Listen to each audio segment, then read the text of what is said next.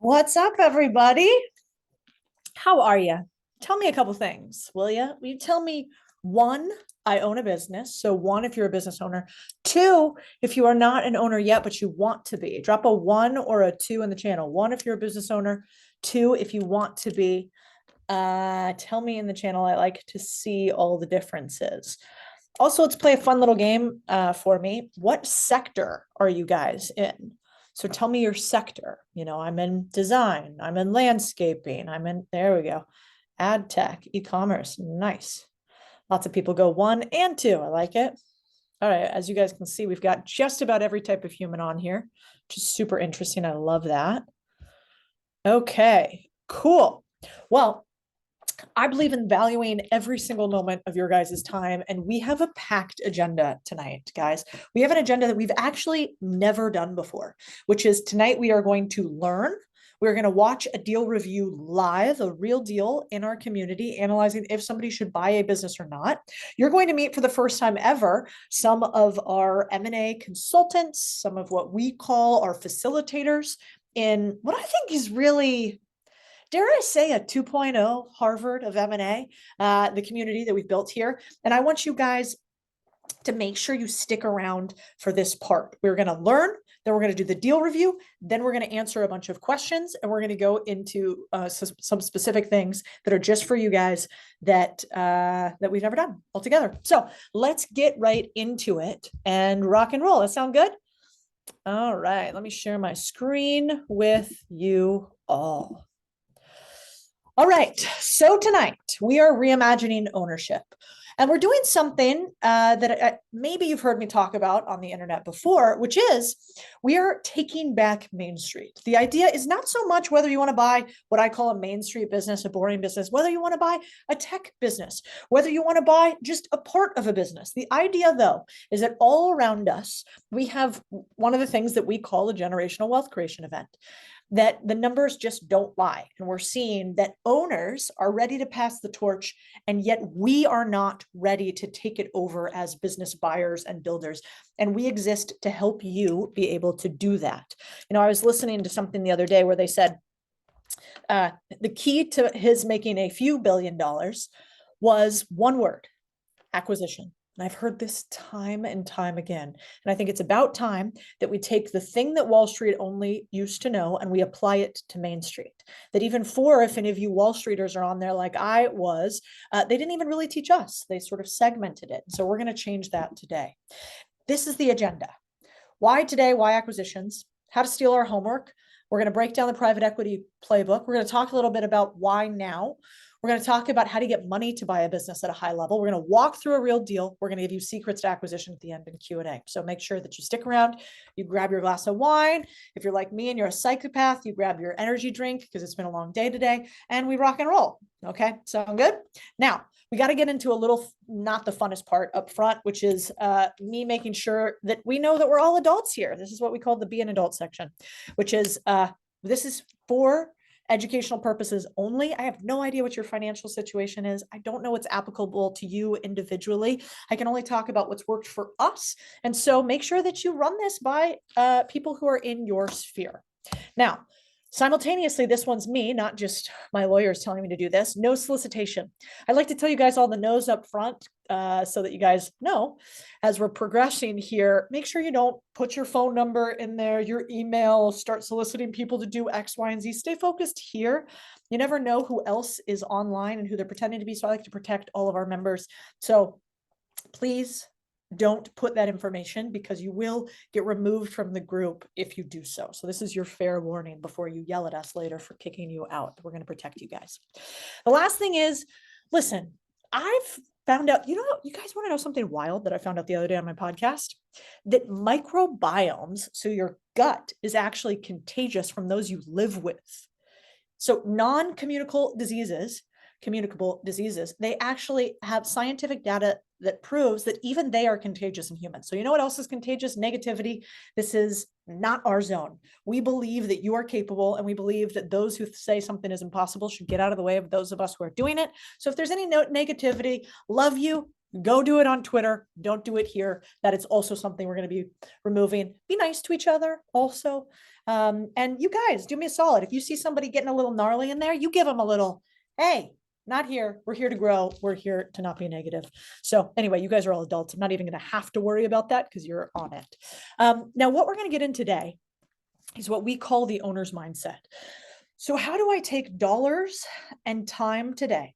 And I know if I apply them right now, they compound and grow later. How do I not play short-term games for long-term pain, but how do I play long-term games for long-term gains? And that is a complete paradigm shift that when I did it, my entire life changed. And so I hope I can change that for you too. The promise is by the end of the day, you should be able to have a framework for how you can buy profitable businesses without having to spend millions of dollars unless you want to. This also isn't saying that we're going to say, buy a business with no money immediately, zero work. No, that's not feasible. This will take some work to do, but like most things in life, that which takes work is worth it. So the deal is actually, it's not so much that you need to have cash. It's not that you need to have experience. It's that you have to turn on your reticular activating system. You have to actually you need to know how to spot opportunities all around you and do the right deal for you. And that's what we're going to teach you today. We're going to teach you how to turn that on, what we call this owner's mindset.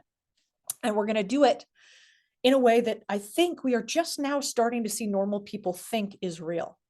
Let me tell you, if 2.5 years ago, I had told you that buying businesses would be on the cover of Business Insider, you guys probably might not have agreed with me.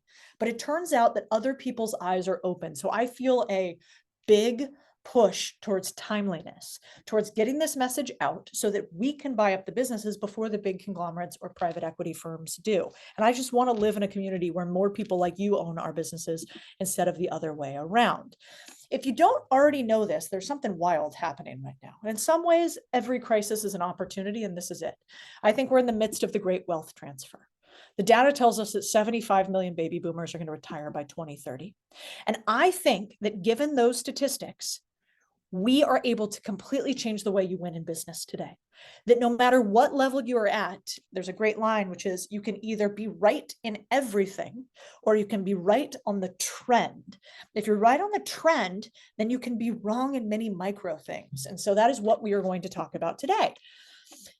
For your business owners, you number ones out there, we're going to teach you how to get more clients by buying them, what's called horizontal acquisitions. We're going to teach you how to sell your customers more things, or vertical acquisitions. This down here to the right is an example of a business I bought back when I was an employee called this is called Viral Cuts. This business is one where we bought a percentage of a viral video editor, and we did this simultaneously. If you need more cash flow, well, that's the typical reason people think about buying their first business. Like, I'm going to go buy a new income. It doesn't always have to be that way.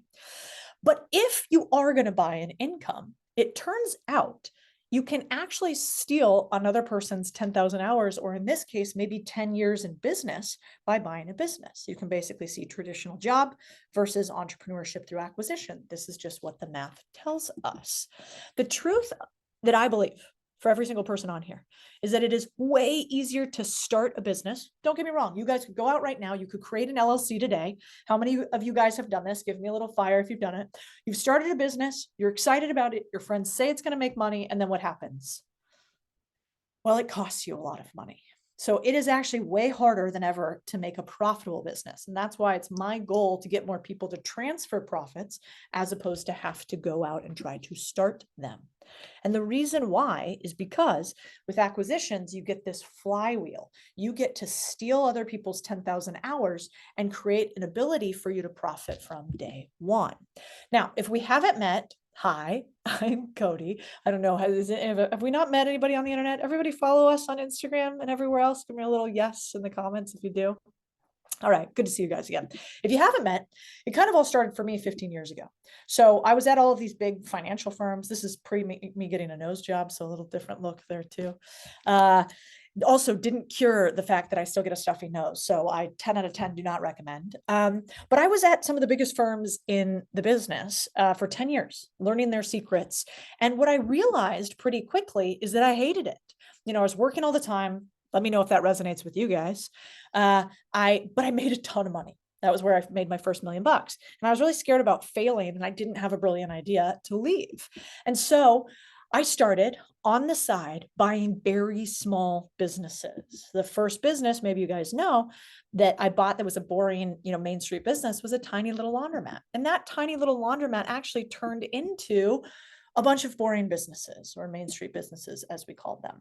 And the reason I share that is just to say again, whether you guys are pros at this or it's your first deal, like I got you, because we started sharing then what I was doing with others. And all of a sudden, I thought laundromats were the most unsexy thing ever. Turns out a bunch of people, a bunch of you guys wanted to own these kind of businesses.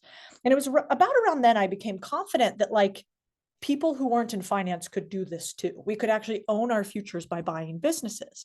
But the thing that I'm most proud of, you guys, my biggest accomplishment is that we've helped 5,000 people learn how to buy businesses.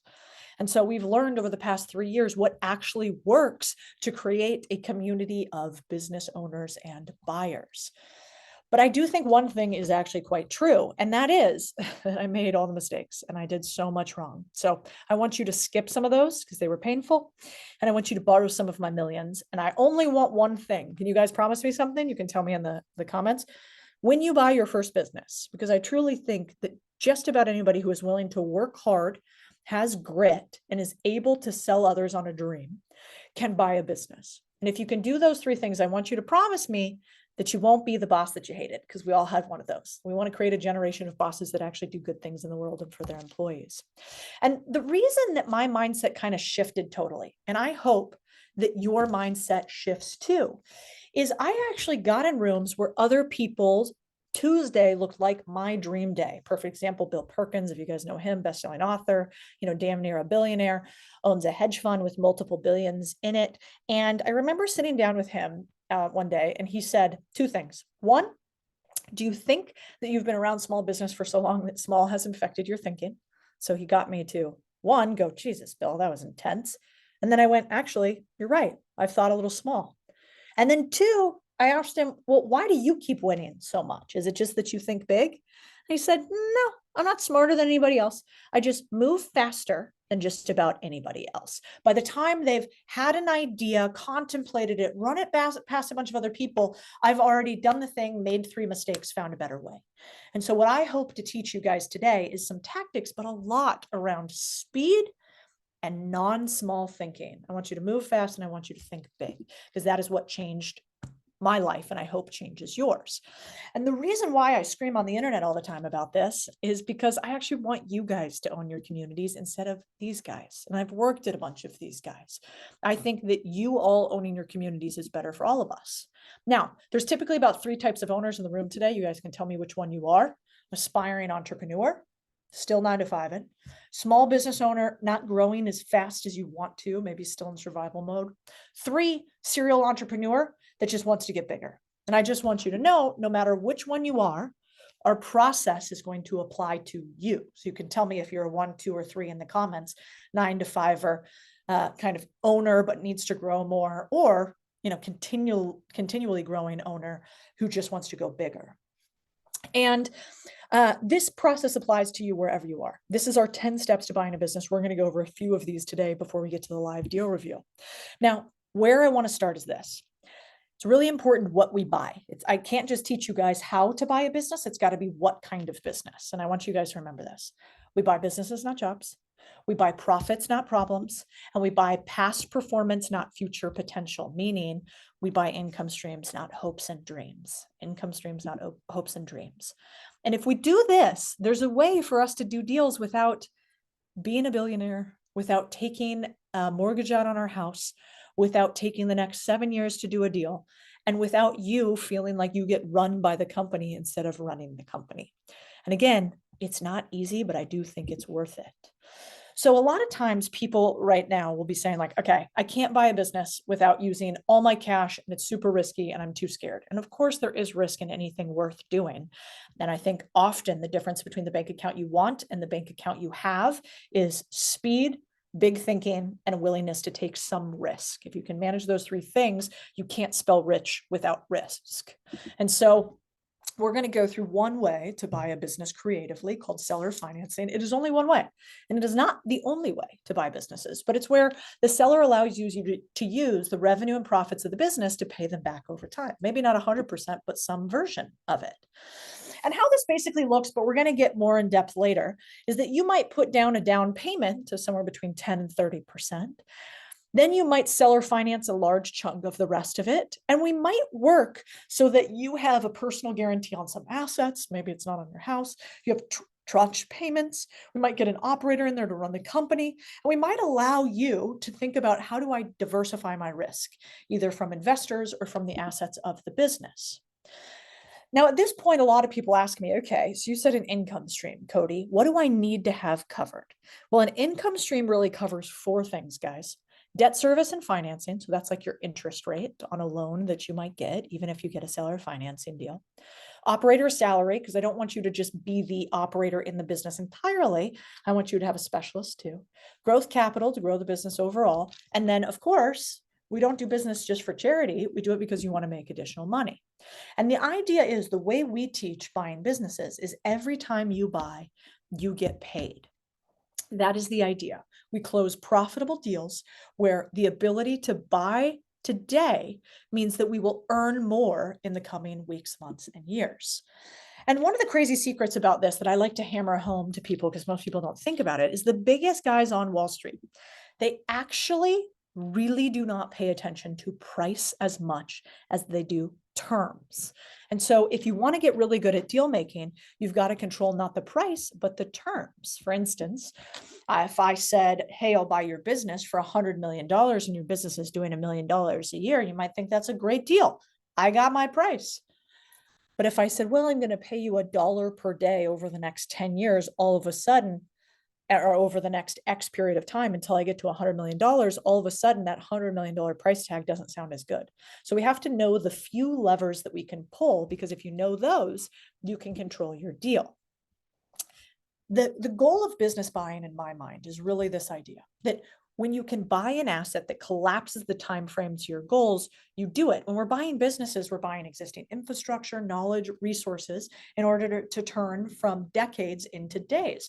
I mean, when I think about business buying, the average small business doesn't make money. The average startup doesn't make money. The average small business, 60% of them are profitable. Why? Because they're not getting additional credit lines. So we're buying this de-risked asset, which is why I like buying businesses if you do it right. But most people don't ever do this because of these. And you guys could tell us in the comments which one you think is the reason why you're holding yourself back. In our community, our 10 steps squash those fears. Now, what I will say, though, is, of course, none of us are fearless. I'm scared all the time. I just do it anyway. I get around other people who make me believe in something bigger than myself. Now, the first limiting belief, though, is like, what type of business do I buy? Do I want to own a portfolio? Like we were talking with one of our group members last night, who's much bigger, and she just sold a company. Actually, it closes, I think, on Tuesday, Lloyd, wasn't that right? For like $120 million. She doesn't get all of that, but she's an owner in the business.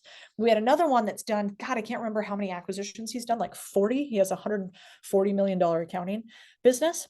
And so we have all the way from that to somebody doing their first $100,000 transaction. And so there's no right or wrong. There's just a right or wrong for you.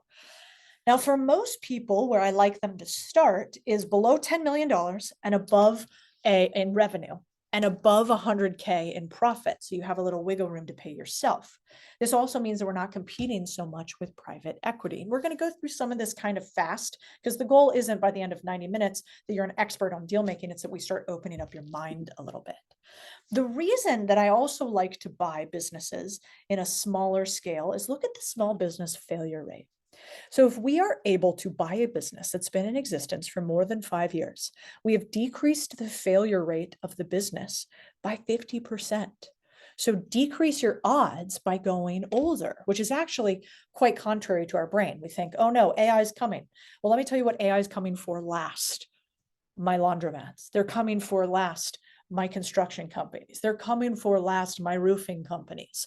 And that is why now more than ever, I think that we should learn how to do asset ownership. We're in an asset ownership race, in my opinion, every single one of us, even the most highly paid of us. Now, the question becomes often, what type of business do you buy? We have a couple methodologies. One is called SOWs, which I think about like this. I want stale businesses. So do they still use non-21st century technology? I want the businesses to be old, remember Lindy effect, older than 5 years ideally. I want them to not have that great of competition. I don't want to compete against Bezos or Elon. And then simple. If I can't explain it to grandma, I'm not going to do it. This is my SOWs methodology. Some examples of it that you can screenshot. We also, in the community, have about 130 businesses, business types I like to buy, which is helpful. And actually, I think what stops most people is it's not that you don't know how to buy a business, although that's part of it. It's that you don't know what you want. You're kind of like this guy. You have right next to you that idea, that thing that you know you should do, and then you get distracted by everything else. This happens to all of us. And one of the reasons I like teaching business buying is because I've never met a human who regretted becoming a better deal maker. Whether you ever buy a business or not, if you learn how to do deals, it's very hard to be poor, in my opinion. Now, once you narrow your deal box, or you narrow your criteria, or you know what you want, which is what we call our deal box, then you find things more easily. It's kind of like when you say you're looking for everything, nobody knows what to give you. And so Brett talks about this perfectly. Brett's a member of our community. He was like, I don't know what I want. Oh, wait, I do know what I want. And then I find it. The universe sometimes likes to help you out. An example, because I think tools limit mistakes, is this is what our deal box looks like. Our deal box helps you walk through all of the things that you want and make sure when you compare the deal, like, hey, I said that I wanted a full water bottle. This water bottle is halfway full. Well, when I look at my deal box, I can no longer go after this water bottle because I said I only wanted a full cold one, not a lukewarm half full one. So that's the idea of the deal box. Because the right tools limit mistakes, everywhere I can go, and you're going to see it kind of continuously throughout this in our community, I try to say, if I have a problem, I create a tool. If I have a problem, I create a tool, because I don't want to use more brain power on things that I can have something else use the brain power for me. Now, the second reason people don't buy, so first it's like, hey, what kind of business do I buy? Then it's like, I don't know if I have enough cash or if I'm comfortable to buy a business. So we teach lots of different ways to finance a small business. But the one that we're going to touch on a little, and we hit on it at the beginning, is seller financing. So the question that a lot of people give me is like, Codie, okay, you explain seller financing, where the seller of the business, they help you pay for part of the business using future revenue and profit. Maybe not all of them, but part of them. Why would they do that? Well, there's lots of reasons. Because they could have a faster transition. Maybe they could have better terms. Maybe they could have a cheaper closing cost for them and you. Maybe they could move faster. And so how do you get them to do seller financing? These are little snippets that I want you to take. There's really like 3 reasons overall. One, you can say, man, the bank will only give me $750,000 for $1 million business that you want. You want $1 million purchase price. Shoot, the bank will only give me $750 based on your financing. So if I wanted to pay more, what would I have to do? Well, maybe I'd have to do some seller financing. I could actually give you more than your offer price. And also the bank wants me to pay a high interest rate, 8%. But if you seller financed me, instead I could pay more because I'm going to pay less interest rate and I'll pay you instead of the bank. So what do you want? You want 1.2 million plus, or do you want $750,000 now? And this is one of the ways we talk them into it. And so we say, okay, how about more money? Does that sound better? What about also tax savings? Do you want to give it all to Uncle Sam, or do you want to spread out taxes over time? I know I'd rather spread them out. Also, what if you're like, man, I really don't want to wait the average 90 days for SBA financing to close? What if we do some component of seller financing and we get to close in a few weeks? Wouldn't that be interesting? Now, a lot of people at this point say that won't work. And you're right, it will not work all the time. And it's only one of 21 ways. As you get better and the deals get more competitive and you get richer, thus you have more money, you're going to use it less. But in the beginning, hold my beer for a second, because there are so many examples of people who are doing seller financing that I can show you again and again that you really don't suffer from a lack of money. You suffer from a lack of knowledge of how to get money. So the question often becomes, how do I find the right seller? And because tools limit mistakes and makes things easier, we use something called the seller financing seller avatar. And it's basically this. It's a checklist where if the seller of the business does not have a few of these things or a majority of these things, they're probably not a great seller financing avatar. And instead, you should use one of our 20 other methodologies. But again, tools limit mistakes, and you don't have to guesstimate and waste a bunch of your time on one deal. So have a concern. I built a tool. I think this is an important thing to remember because decision fatigue kills us all. So now I thought we'd do something kind of fun. I thought we'd walk through a live acquisition process. What do you guys think about that? We'll actually give you a real deal step by step. You guys down? Tell me in the comments if that sounds good for you. Okay, so today I want you to meet somebody named Lloyd. And if you haven't met him before, Lloyd had been a business owner before. He was a stud, CFA, super smart, but he never bought a business. Then fast forward 2 years in our community and he bought a business. How? Well, he joined our crew. This is kind of cool. This is where everybody gets their deal trophies when they buy a business with us. Step two, he figured out what kind of business he wanted to buy. He basically said he didn't want to spend too much time on it. He wanted it close to home. He wanted small to start. So he put that in his deal box. Then he tried to think about how to find the deal, which is called origination. In it, he screened 30 businesses high level, did a deep dive on 5, passed on 4, bought 1. That was one of his deals that he screened. Where did he find it? He found it on a third-party website. Ours is called BizScout that we use, but there's also this one called BizBuySell. Step 4, how did he talk to the owner and broker and get them to sell to him? Well, he pinged them online, he picked up the phone, he was clear on what he wanted, and he used our seller engagement process. And this part's really key. If you remember something, remember this. You got to be careful when you reach out to sellers and brokers. There's a real way to sound like an amateur and have nobody pick up your phone, as opposed to sound like a pro and close deals. If you reach out to people on the deal that you want, the greatest deal, but you don't do it the right way, you will lose the deal and you will lose all credibility. And so he made sure that he used a methodology that was sort of tested and true so that he looked like a pro. Because I don't know about you guys, do you want to deal with amateurs? Of course not. You want to deal with people that aren't going to waste your time. 5, evaluation. It was like, all right, what kind of business should I buy? Now, is it a good business and how much should I pay for it? There's a couple ways we analyze businesses, but I like to keep it stupid simple in the beginning, which is like 2 to 3x profits, 2 to 3x SDE, seller discretionary earnings, is what most businesses sub 10 million in revenue trade for. So Lloyd knows this, takes 2 to 3x and applies it, because tools limit mistakes, in this area right here, which is our loan payment calculator, and also basically is able to figure out what does the cash flow look like if I change this number or that number, what will the actual transaction be? This is really important to you guys. I don't want you like guesstimating if you want a deal. Tools limit mistakes, and I want you plugging it into a calculator to make sure, just like you would if you were going to buy a house, that the asset works for you, and so does the dollar amount you will spend and make per month. All right, step 6, he goes to offer negotiation. So how does he name his terms and price? Well, he confirms really 3 things. What's the price of the deal? What's the multiple on the deal? And what's contingencies if the seller is lying to him in setting either of those 2 things? So does he have a holdback provision? Does he have, some money that sits in escrow until XYZ happens? Does he have milestone-based financing in case a top employee leaves? How do we set some contingencies in there? And that's the offer negotiation stage. The typical way to do this is with a few pieces of documentation. A letter of intent. Hey, I want to buy this business, sometimes non-binding, sometimes binding. An NDA before you get any information, because this is somebody's personal information, so we keep it private. And then some sort of offer. Now, the other thing that's really important that Lloyd said up front is figuring out, gosh, let's say I don't know anything about laundromats. He's like, wait a second. And so he uses our software called Vertical IQ that we have in the community to basically analyze the industry. So What does the average business trade for? What are the risks? Is it growing? What do I need to know before I buy? What do we think the demand drivers are?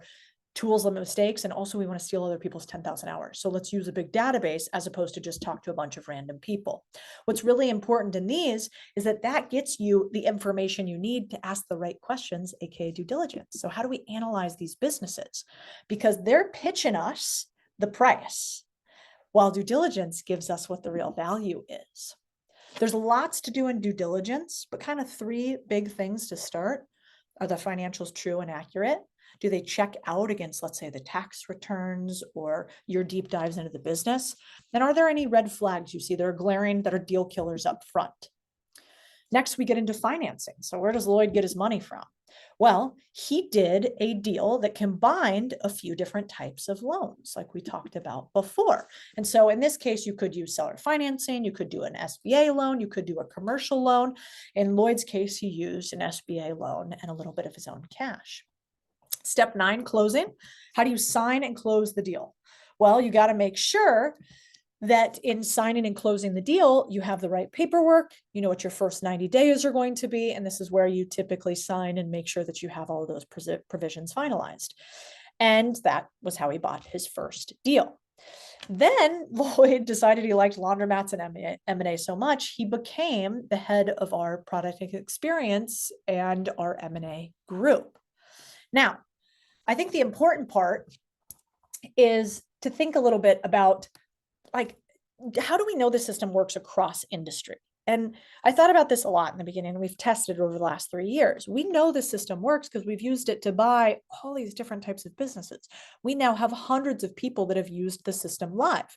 And so I thought I'd kind of show it to you right now with Lloyd. And I'll kind of shut up and I want to introduce a few members of our group and Lloyd to talk about doing deals and doing a live deal review. So Lloyd, I'm going to hand it over to you and you can boss me around on slides. Thank you. Thank you so much. Yep, my name is Lloyd Silver. I am pleased to introduce two of our facilitators. These are experts in our community.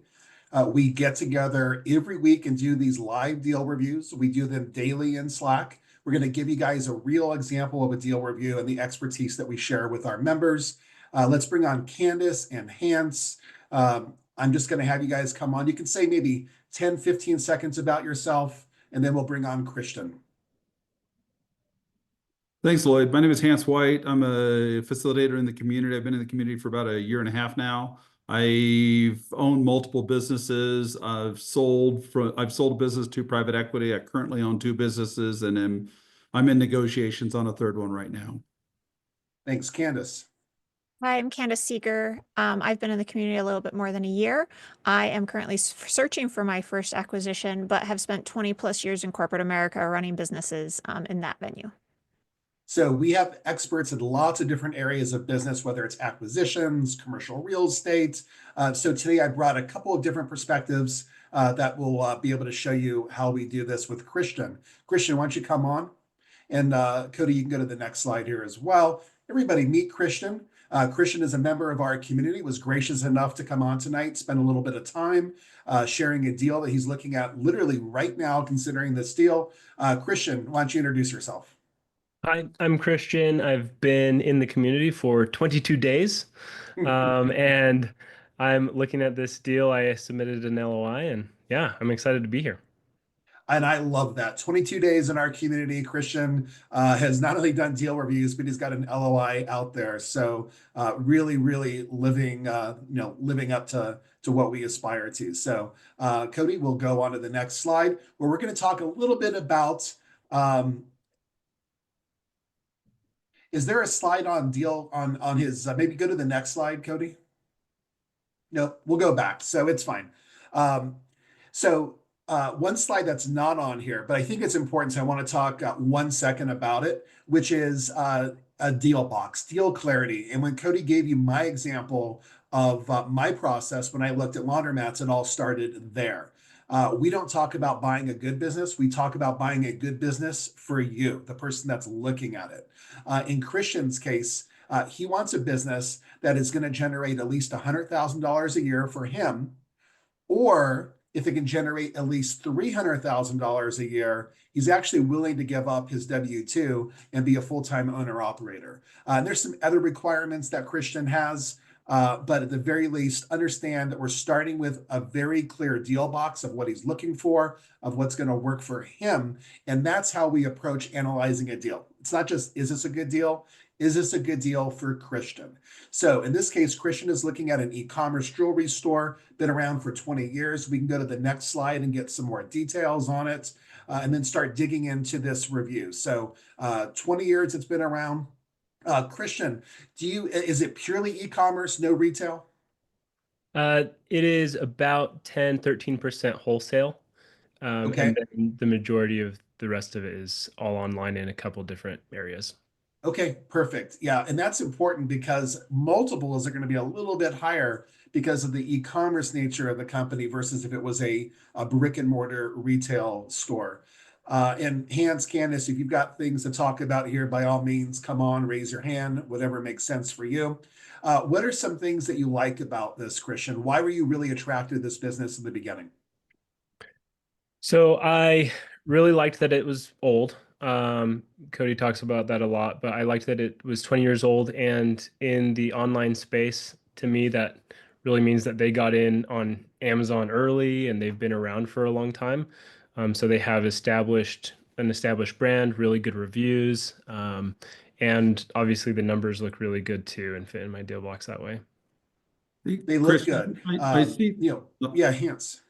I see that you've got $1 million in inventory there. Is that in a warehouse or is that in a third-party logistics facility? How is that laid out? Yeah, they have about 300,000 that is at Amazon and fulfilled by Amazon, but then the rest is in a warehouse in the back of their office. Okay, so is there real estate part of this deal or what's It's the a plan? lease. Yep, about 2,000 a month. Yep, so a pretty good lease deal. Okay. And do they only sell through Amazon or do they also have other avenues? About 68% is through Amazon. Then they have a little bit on an Etsy shop and then Shopify, their website, direct to consumer. And then, like I said, the rest is wholesale. Candace.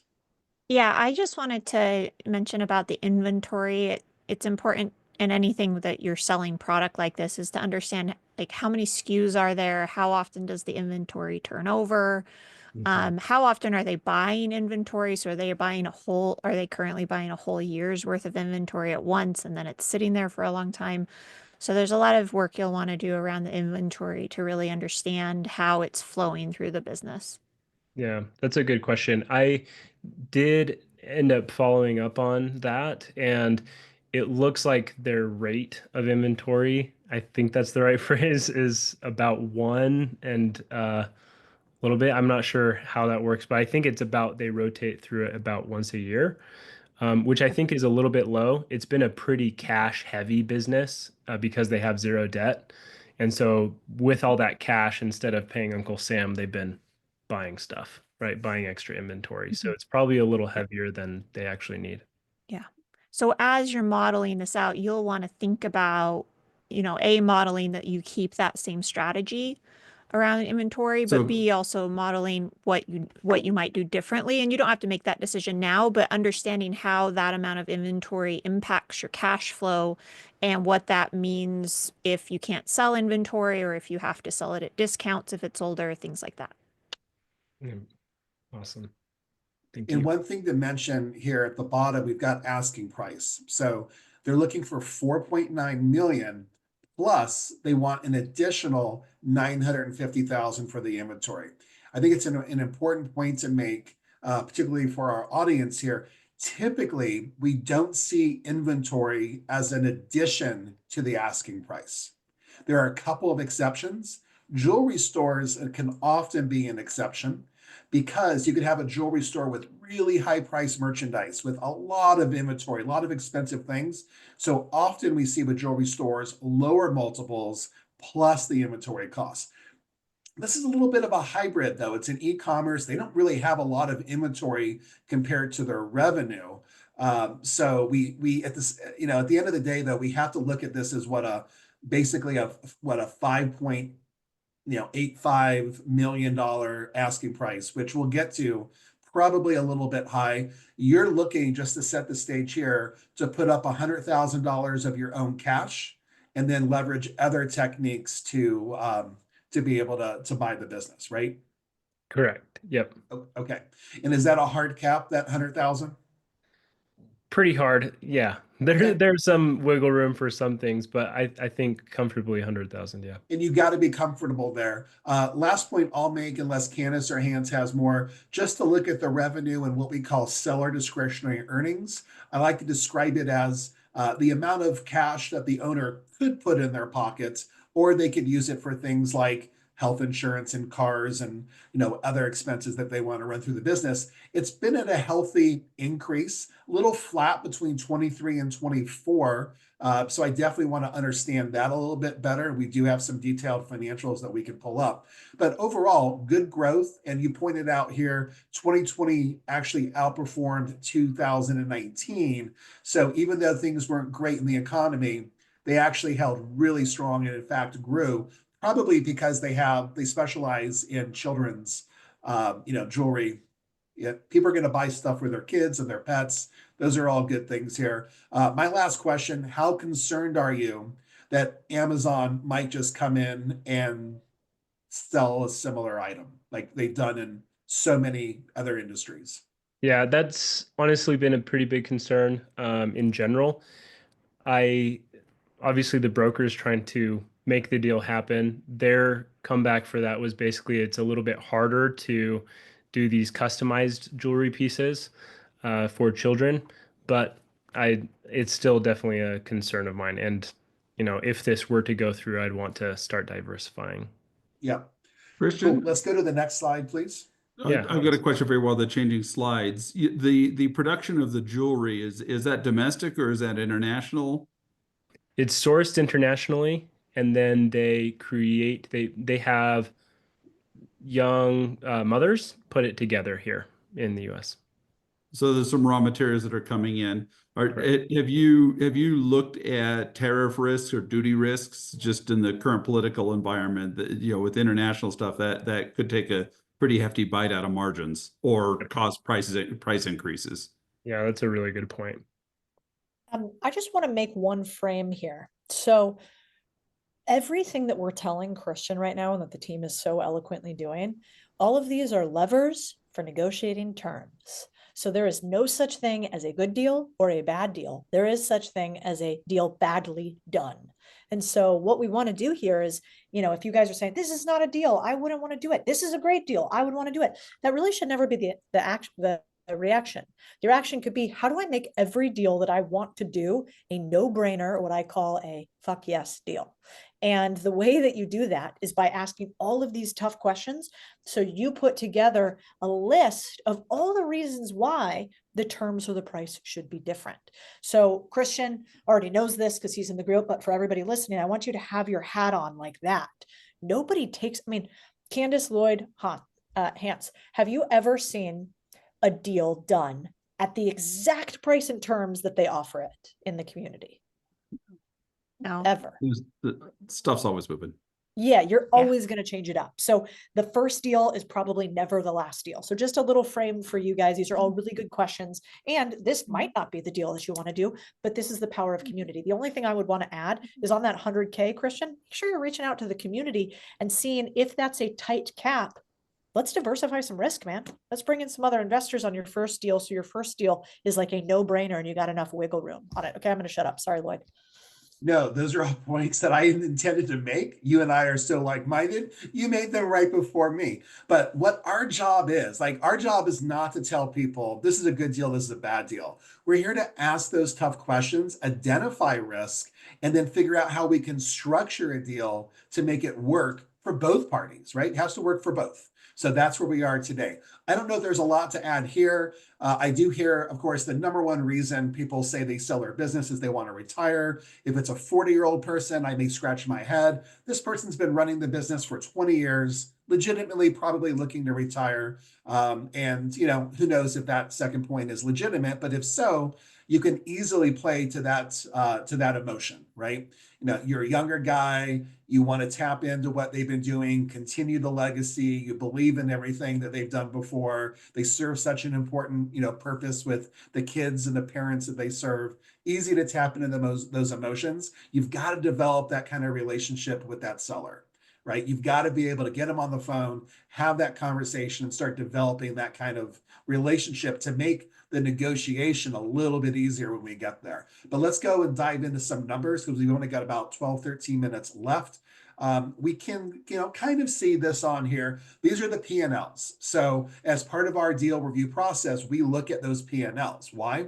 A lot of our members don't have expertise in financials, but a lot of us do. I'm a chartered financial analyst. I've looked at P&Ls for a long time, right? Candace and Hans and the rest of our facilitator team, you know, very experienced. One thing that I noted here, and probably the reason why their SDE dropped in 2024, is that their Etsy and Amazon fees went up by about $360,000, a significant increase. Do you have any explanation as to why? Did they raise was it Amazon or Etsy, by the way? Do you have any idea? No, I don't know about that. Might be good to Good look question. into. I'm kind of curious. Did they just increase like the commission charge? Amazon has done that in certain categories before. They've, you know, increased their fees, but I Yeah. think that's an important point I because that did was read a little bit of news about Etsy doing something like that recently. I'd look into that. That's, I mean, that is a what 38% or so increase in fees there. That really hurt. SDE is still strong, but it really did hurt it. Hans and Candace, if you have a comment, I'll call on you in 1 second. Last thing I want to point out is at the bottom, you'll see what we call add backs. You're going to see these in nearly every deal when there's a broker involved. If we just focused on the income of this business, last year it was 2024, $550,000, right? And sometimes we see businesses with net income of like literally zero. You've got to look at these add backs to make sure you have a full understanding of the financial potential, but you also need to challenge these add backs to make sure that they're legitimate. Sometimes we see very questionable add backs, meaning the seller says, well, I took my family on a vacation. We spent 50 grand traveling around Europe. I paid for it on my business credit card. I want you to pay me for that, right? That's a very difficult situation to be in. In this case, it was it was automobile, a little bit of personal expenses, owner's payroll, always a valid add back. And in this case, it says insurance, but I think if I remember correctly, this is money they're putting into their retirement plan. So this owner decided, I don't want to take as much cash out today. I want to really put money into my retirement plan. So it's their choice. It was their discretion of how to spend those funds. And that's what leads us to, you know, over 900, almost $1 million of what we call SDE. That ultimately is what we're trying to figure out what a good price would to capture that. Hans, Candace, any comments on this page? Yeah, a couple. I mean, you know, speaking of the positive side, the financials are strong. I mean, you got your stable to rising sales. Sales are up, margins, gross margins are up, net margins are up. I mean, from that perspective, it looks really, really good. I see on here intercompany revenue and intercompany COGS. That means there's some related entity there, and you'll want to make sure that you understand it, but you'll almost certainly want to be doing a quality of earnings report to make sure that they're accounting for that properly. And you'll want to, from a business perspective, be evaluating, hey, what happens if that relationship with that sister company or that related entity goes away after the sale? Yep. Yeah, they have they ended up to protect some of their wholesalers. They created a new Amazon business, but it's a sister company that they are also including in that sale. But yeah, that's what the intercompany COGS and revenue are. They are or are not including it in the sale? They are, yeah. They are. Okay. It would include both. Got it. Okay. Okay. I mean, yeah, I'll turn it over to Candace. I've got one other comment on advertising, but you know, just as far as advertising looks like it's amazingly low for this size business. Yeah. I was just going to highlight, I think it's best to do it here when you see the size of the seller fees through the platforms they're using. Is that, if you said that Amazon was 68% of the revenue, Etsy is another however much percent. That's a large percent of the revenue that's being sold through platforms that you cannot control. And so, they raise their fees. You cannot do anything about that. They decide to not serve you up in the algorithm. You cannot control that. And so it's just a risk to know about. And so educating yourself about especially about the Amazon platform, talking to other Amazon sellers, what are the things you would need to know and the pros and cons of being an Amazon seller, but going into it to understand the risk. And then if you do buy this business, once you're in the business, thinking about trying to diversify and making Amazon less of it so that you're not as dependent on a channel that you don't control might be a good strategy to go forward with. Great call out. Yep. Thank you. Perfect. Let's go to the next slide. We're going to talk a little bit more detail about financials. And Codie, I'm not sure if you can try to zoom in, move things around a little bit, but if so, that would be fantastic. We'll spend a couple of minutes talking about offer price, what the cash flow looks like, and then we can spend the last few minutes just talking generally about maybe how we can structure a deal like this. I have the benefit of having this up on another screen that I can see. So let me try to dig in with this. This is our deal calculator. This is a tool that we make available. It's only for community members. I know people are going to ask for this. This is a tool that we spend a lot of time making sure it's working the right way and adding functionality to it. But it lets us understand what the deal looks like from a cash flow perspective for the buyer, for Christian. We can talk about multiples. At the end of the day, I don't really think multiples are that relevant. They give us a barometer of maybe what a fair price is, but what's most important is this business good for me? Does it meet my cash flow requirements? Does it give me the kind of return? Does it give me the kind of risk reward trade-off? That's what I'm looking at. So in this particular instance, they're asking for almost $5.9 million for this business. And I'll just cut to the chase. The big number that I look at right off the bat is what's called debt service coverage ratio.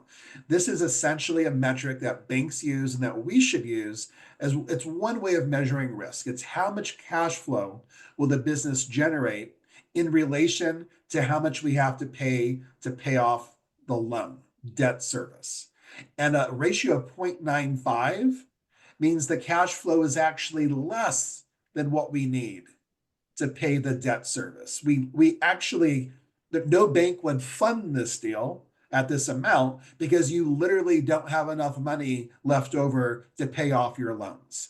Now, in this structure, you were assuming $100,000 down, and that's because the SBA requires 10% of the purchase price. And that's not 10%, but they allow you to do some other things to get to that 10%, one of which is use seller financing. That's what you're proposing here, that you would get them to finance $485,000 of this transaction. There's some limitations to what would have to happen for the SBA to be happy with it, but over a 5-year period. And that's kind of a normal seller financing structure. But again, it's negotiable. That won't work. Clearly, maybe we can negotiate different terms because bottom line is there's not enough money to pay and be comfortable.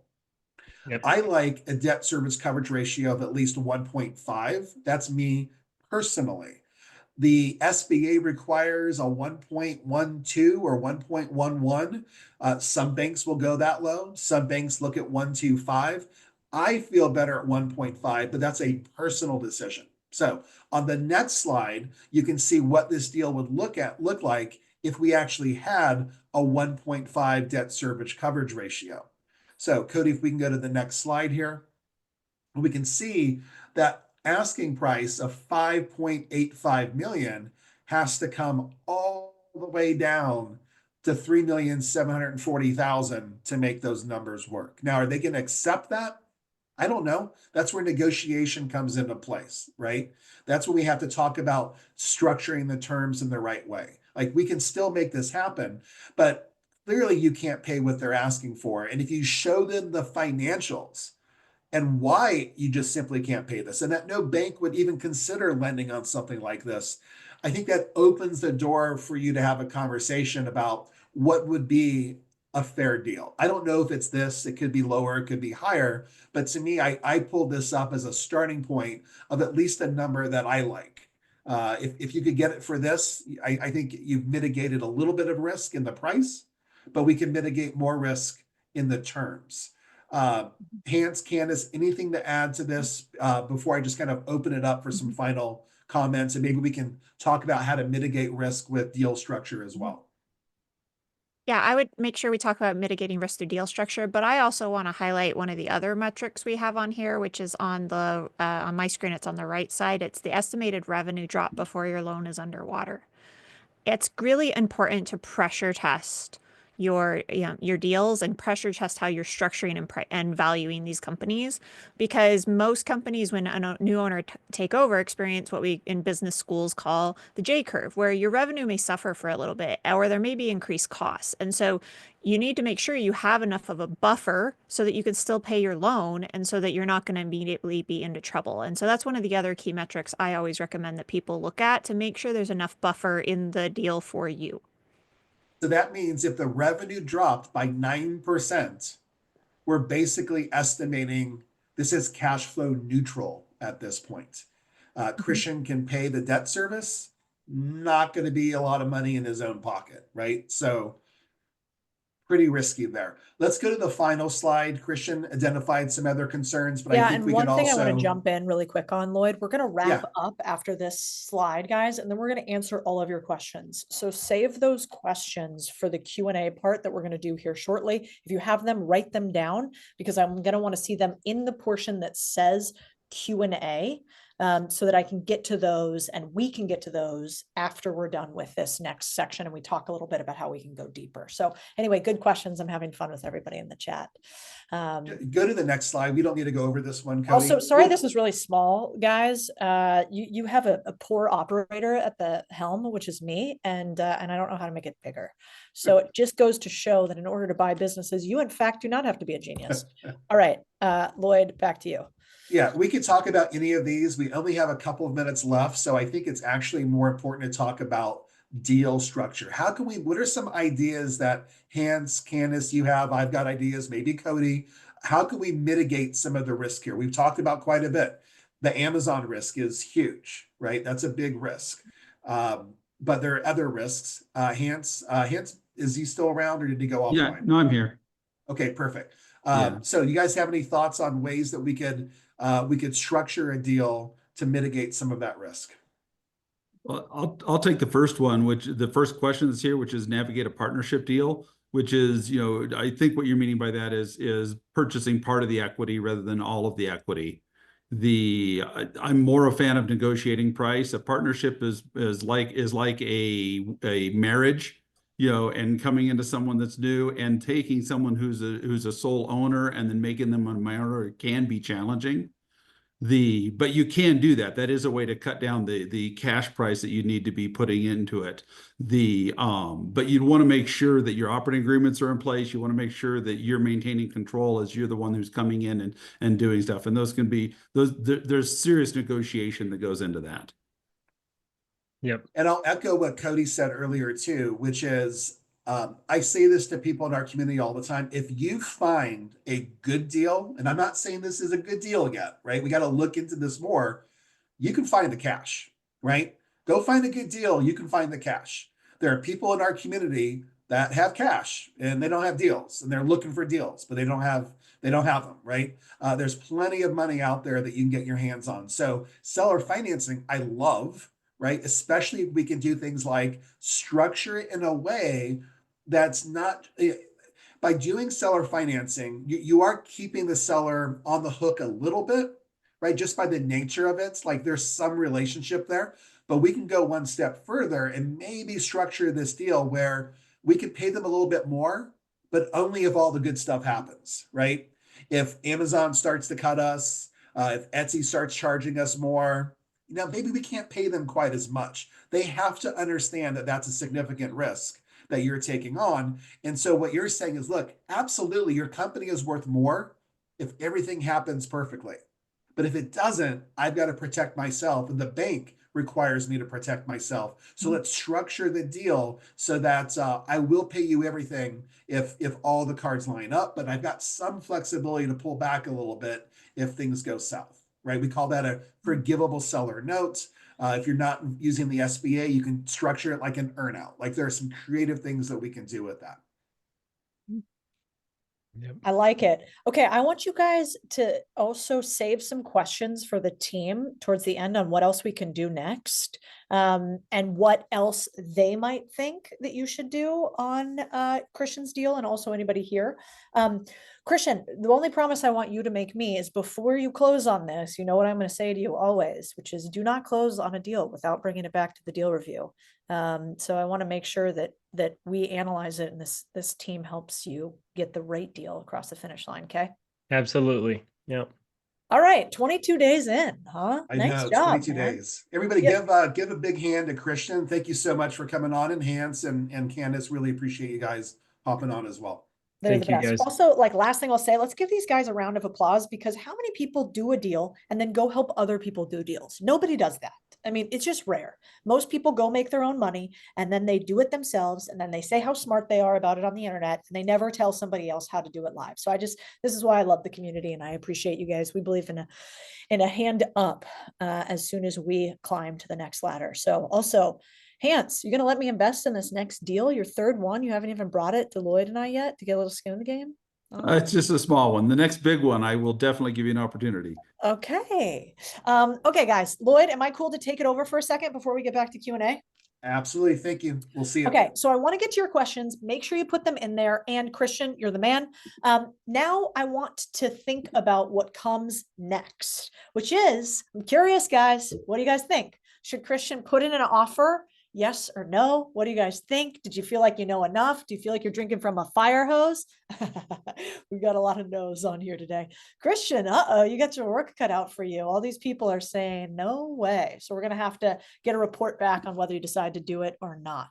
What did you guys think of the fast deal review? Obviously, it's a little bit more in depth usually, but I didn't want to keep you guys for 400 hours. Did you guys like it? I'm curious. Now, I know a bunch of you guys have been asking this, so I'm going to talk about our community next. We really believe here in like every time you show up with me, I refuse to not have people walk away with learnings. I feel like that is so important. And our mission is to create 100,000 small business owners. We're well on our path.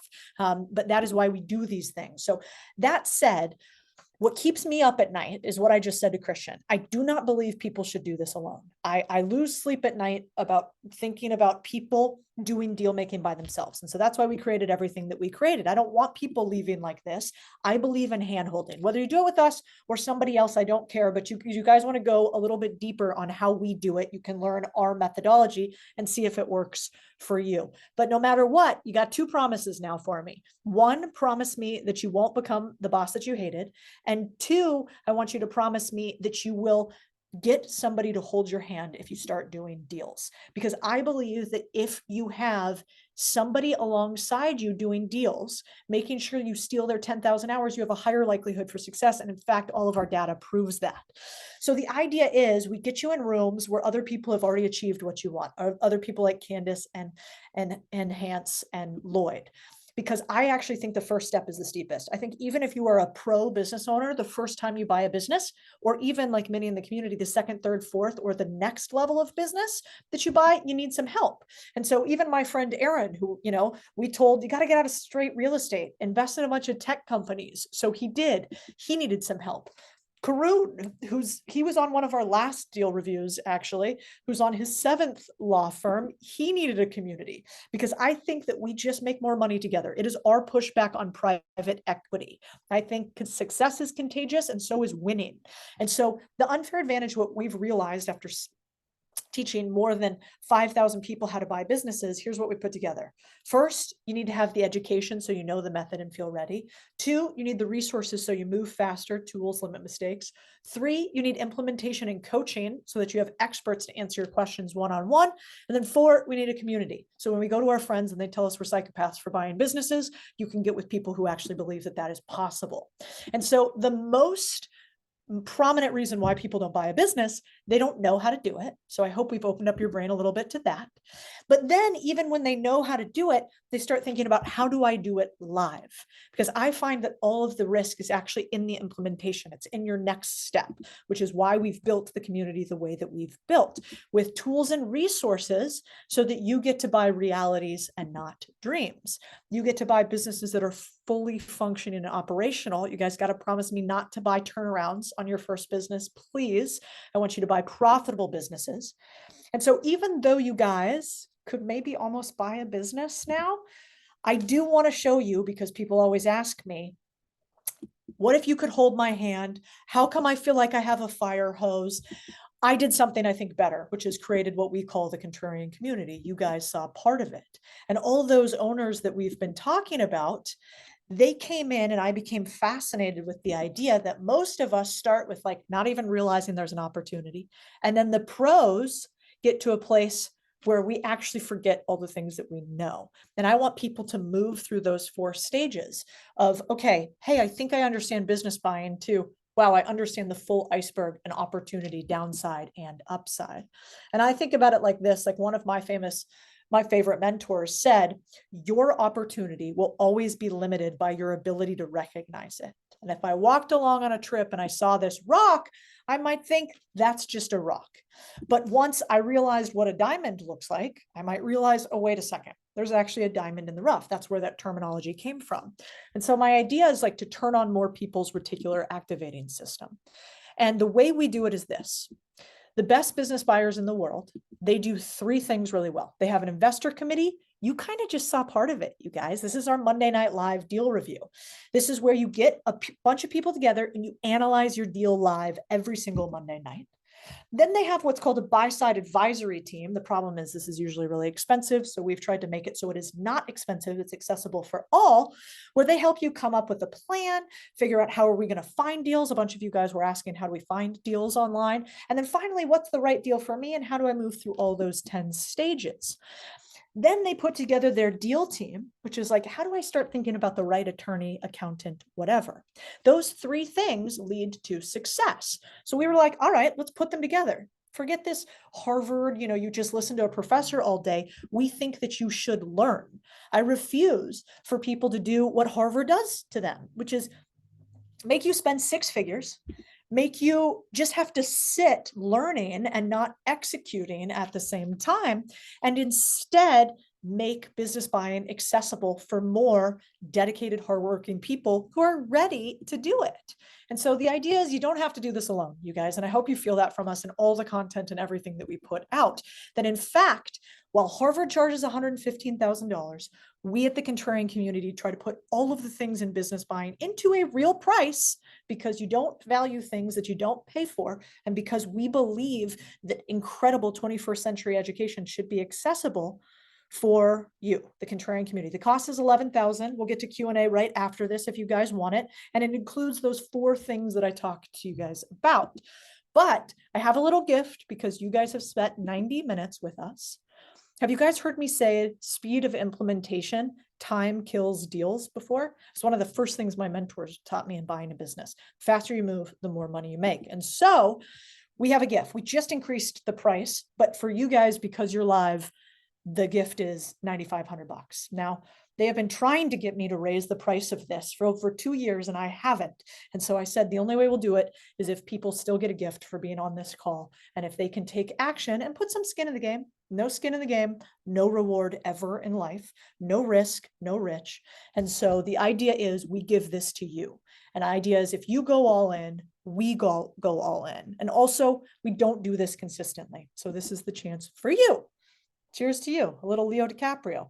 Now, I think the most important part of today is no matter what you do, whether you join us, whether you business buy, whether you just learn deal making, I want you to know that you're super important to us. There are not enough builders in this country. I think you've probably heard me say that.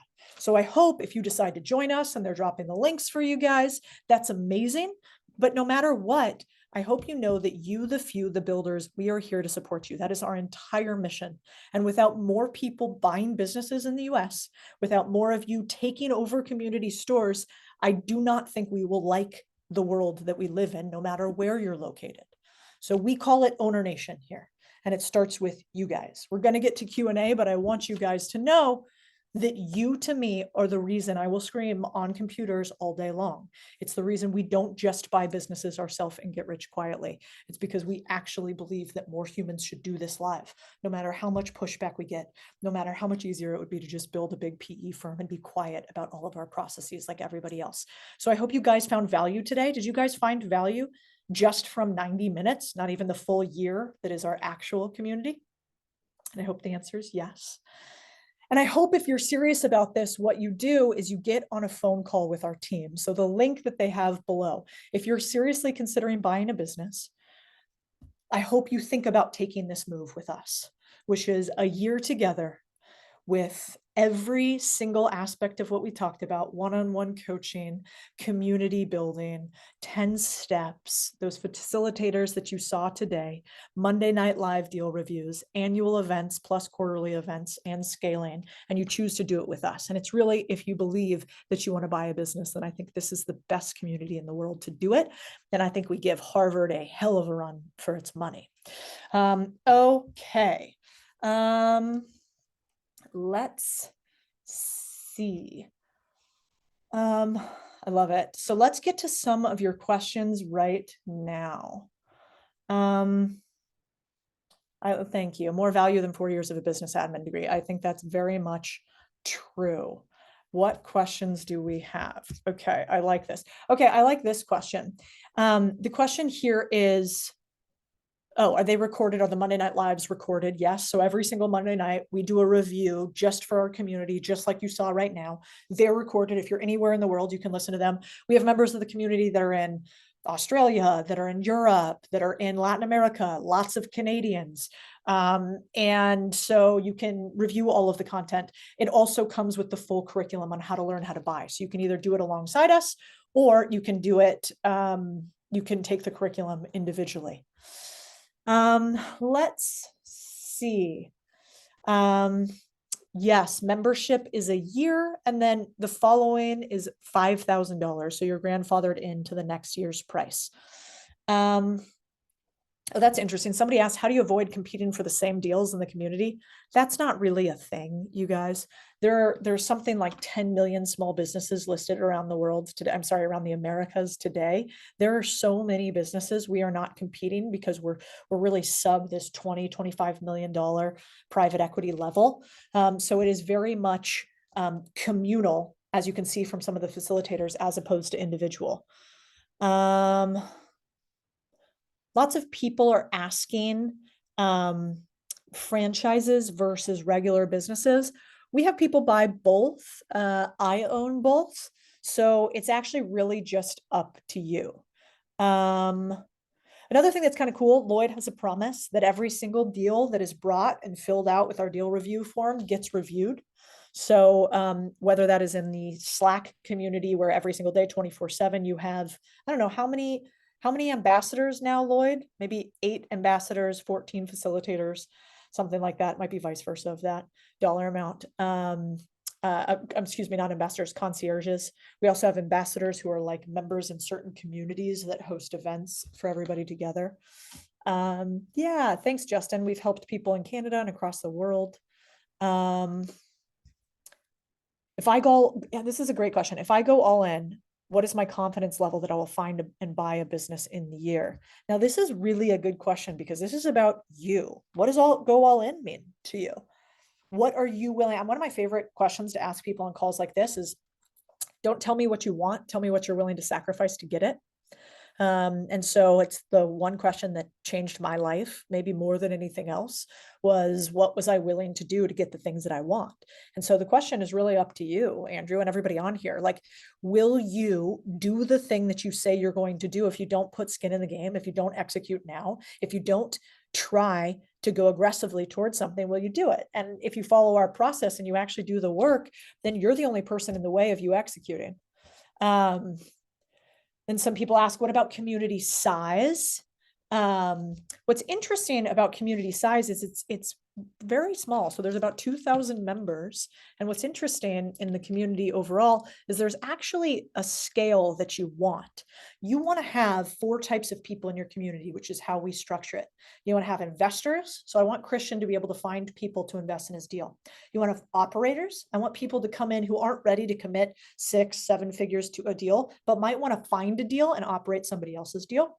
You want people to be sellers. Hey, I have a business I actually want to sell inside of the community. And then certainly you want business buyers. And so the idea is that the community needs to be full of 4 types of people in order for there to be an active ecosystem.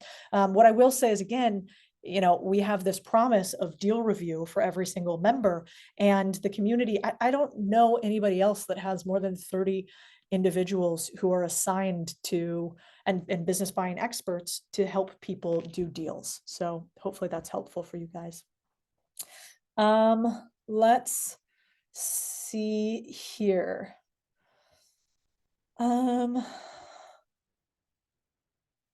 Oh, the other thing I didn't talk about, that's a good question. That's amazing. We have 1 week left of due diligence. Can our deal be reviewed if we join tonight?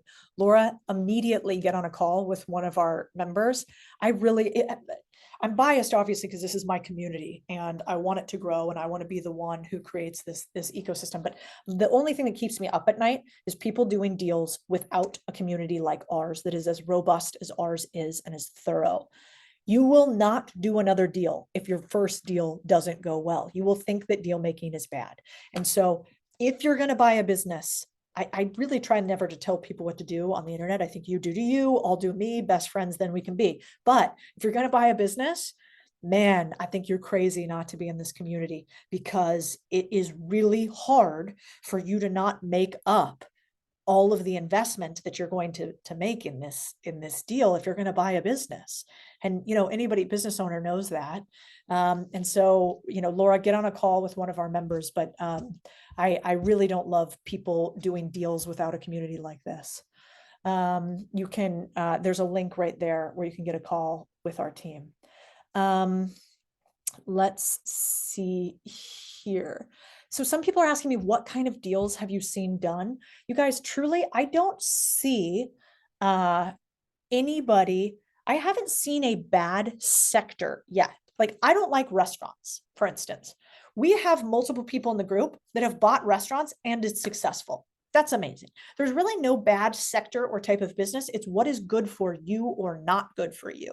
And so if you're asking the question of, is this a good sector? Is this a good type of business? What I would say is you have a knowledge gap right now. You have a knowledge gap of what is a good business and what is a good business for you, and where is the Venn diagram overlap. So I want to make sure that you don't get stuck. Like in the beginning, a lot of people bought laundromats, right? And I think Lloyd would tell you today that if he just stayed in laundromats for the rest of his acquisition, he wouldn't be happy. That was the perfect gateway business for him. But now he needs a bigger deal next time. And so we don't necessarily want people to just do laundromats because I did. We want people to do the right deal for you, which is why you go through your deal review box. Remember that I told you guys that deal box, and you figure out explicitly what is correct or not for you. Oh yeah, Missy, that's really brave. I did it alone about 10 years ago and it did not go well in the end. Listen, one, I totally get it. My first deals didn't go well either. That's probably why I created this stuff. It's PTSD for me. And the difference that I saw was when I started doing deals in private equity and investing, I found this investor committee and I was like, oh my God, this is what I was missing. I was missing a group of people who were smart and wanted me to win. They were incentive aligned for me to win. They weren't my family who was going to tell me not to do this, or my friends that were going to give me some feedback that didn't matter. They were incentive aligned, but they gave me really tough feedback on deals. And that's what you need. We call it a wet blanket. So this Monday Night Live deal review gets you guys access to hundreds of deals that you get to review live. And I just don't think there's any better way to learn than that. Let's see. So Katie asks, is it better to buy local or just look for the best deal across America? I hate, again, to do gross generalizations, but by and large, I like people to do deals close to you if it's a non-internet or tech-based business. We have a lot of people that buy remote businesses. I bought BizScout. I bought that business remote to to start, and then I scaled it, and then I brought the team local, and some of the team is still remote. So there's not really a right or wrong answer to that. I just try to decrease your risk factors for your first deal. But as you get more sophisticated, you can break those rules. Let's see. So somebody's asking, like, a few people are saying, how much does it cost to buy a business? Can I do it with 10K? Can I do it with 20? Can I do it with 100K? Oh, I forgot how this works, you guys. 2 questions. So the idea with how much money do you need? It really depends on the deal size. There's no single amount of capital that you need. I don't want you guys to go into debt to join the community. Please don't do that. Please, if you can't afford the community, work on earning until you can afford it, or make somebody else bankroll you so you can be their operator. There's a reason why we have a real cost associated with this. We want skin in the game. And we want to make sure that this is a right fit for everybody in here. And we want to make sure that people are serious. You know, everybody that comes in signs an NDA, and that NDA says that you're not going to share everybody else's deals. And so we got to have some serious people. We got to have some screens to make sure not everybody can come in. Everybody can learn from our stuff for free elsewhere. But if you're going to come into the community, I really protect our members aggressively. And so I will do the same for you if you become part of ours. I will do what is best for the members of the community, because I know that those people are actually going to go out and buy businesses, and they will change their community and maybe the world. And I'm betting on you guys. That said, it doesn't really matter. The amount of money is not the option, because you might just be deal sourcing. And like, let's play a game right now. In this audience, who here has money to invest? Drop me a 1 if you have money you want to invest right now. Me too. I'm a 1 there. Man, I have money to invest. Now drop me a 2 if you have money to invest, but you would love to invest in somebody else operating or finding a deal for you. Drop a 2 if you're like that. Right.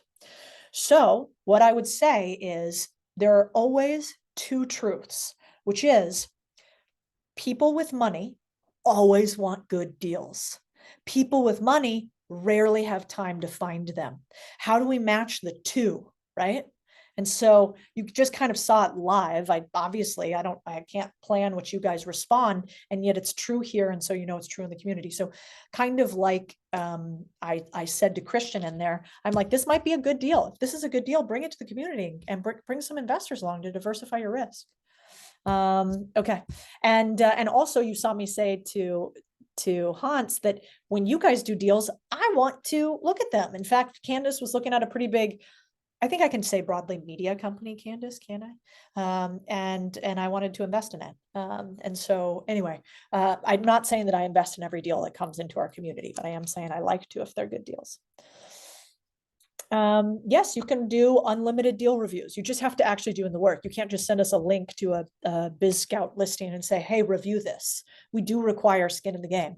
But if you guys do the work to pull some information for us and you're serious about it, we're serious about you. I don't do this for my health, neither does Lloyd. Okay. What else? Maybe the only other question I see here, somebody asked, how long is this deal where it's 9,500, not 11,000 good for? Sorry, I didn't say that, you guys.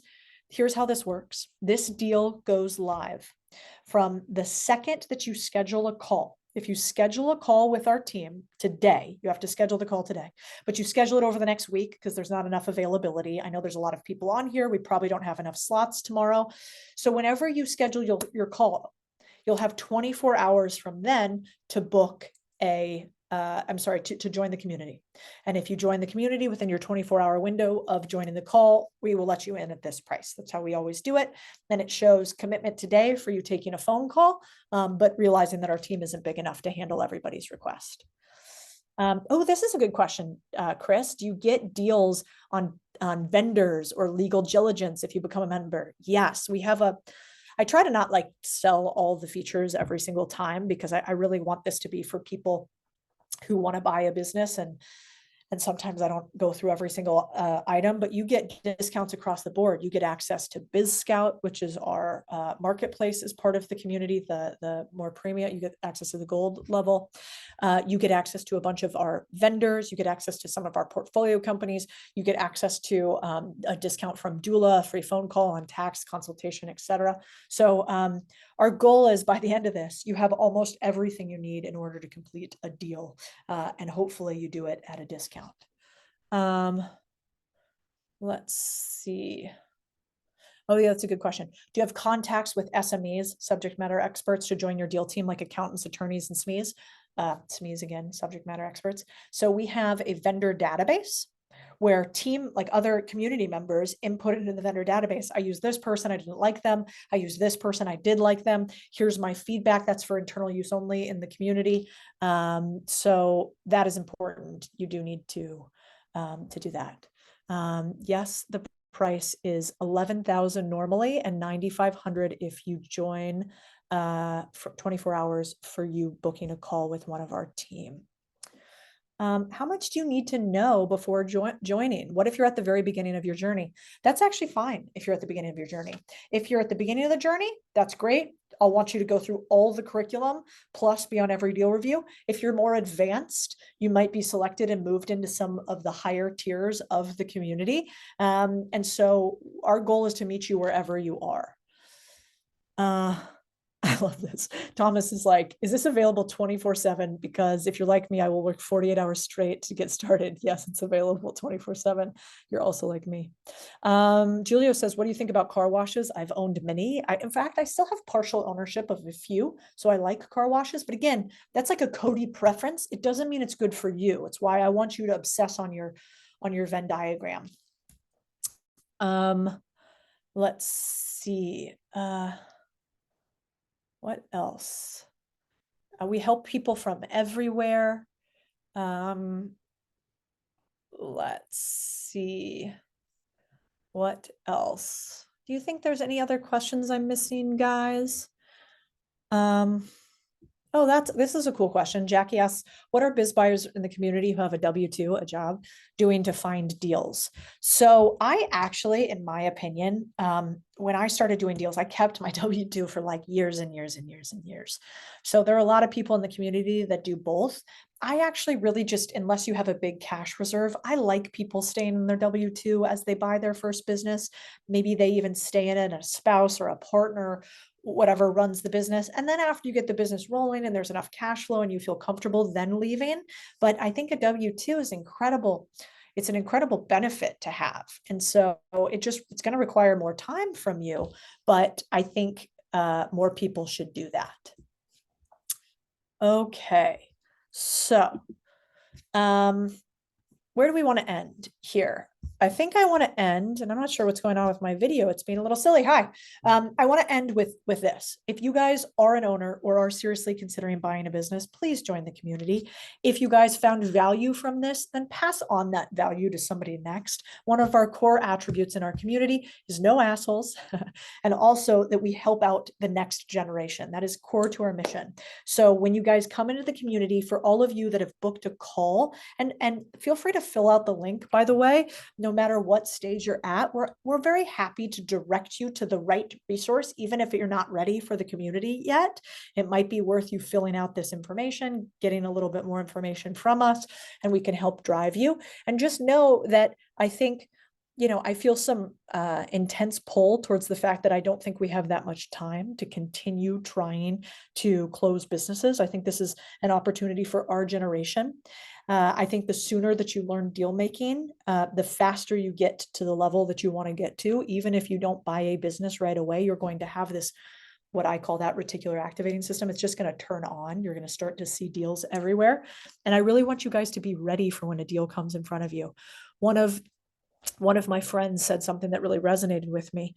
He said, before he had met us, he had been in business for like 11 years, very successful. And he had never done a deal. Then he joined us and he did 3 deals within a year. And he's like, you know what? I was successful. I was smart. And for 11 years, did no deals exist? Or did I just not know what to look for? And I want to turn on the reticular activating system of as many people as possible. So those businesses all around us that are shutting down, we get to take them over instead. And so I hope you guys found value in this. I hope you join us on our mission for business ownership. And if you're serious about it, and you're a fit, I hope you join the community. And the link is here for everybody. And I really just want to say thank you for being a builder and even being interested in this world. While most people are out there not learning, not bettering themselves, not willing to take ownership, you guys are the few. You really, really are. So you should feel proud of that, kind of no matter where you are. And I want to thank you guys. All right. Bye, guys. Thank you so much. Appreciate every single one of you.